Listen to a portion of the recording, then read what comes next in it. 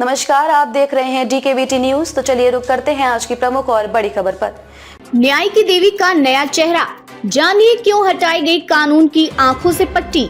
हाल के दिनों में कई औपनिवेशिक कानूनों और प्रतीकों को हटाया गया है। अंग्रेजी हुकूमत के समय बनाए गए संसद भवन की जगह नया संसद भवन देश को पहले ही मिल गया था।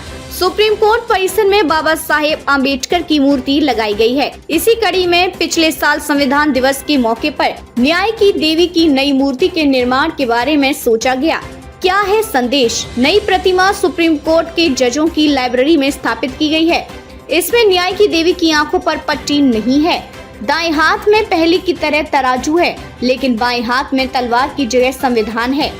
न्याय की देवी की आंखों से पट्टी हटने और हाथ में संविधान की प्रति देने की प्रतीकात्मक तौर पर अगर देखें तो इससे सकारात्मक और व्यापक सोच का पता चलता है। नए प्रतीक में बदलाव के बाद न्याय की देवी का जो नया रूप है, उससे संदेश मिलता है कि देश का कानून सब कुछ देख सकता है। न्यायपालिका की आंखें बंद नहीं है और वे संविधान के अनुरूप काम करती हैं। हाल ही में देश के संसद ने ब्रिटिश काल के IPC, CRPC और इंडियन एविडेंस एक्ट की जगह भारतीय न्याय संहिता, भारतीय नागरिक सुरक्षा संहिता और भारतीय साक्ष्य अधिनियम लागू किए। कोई अपील नहीं। सुप्रीम कोर्ट के वकील ज्ञानंत सिंह बताते हैं कि न्याय की देवी का जो रूप हम अब तक देखते आए हैं, वह 17वीं और 18वीं सदी का कॉन्सेप्ट रहा है। तब न्याय राजा किया करता था। राजा में लोग भगवान का रूप देखते थे। राजा सर्वशक्तिमान होता था। उसके फैसले के खिलाफ कोई अपील नहीं की जा सकती थी। उस सिद्धांत को रूल ऑफ मेट, राजा का कानून कहा जाता है।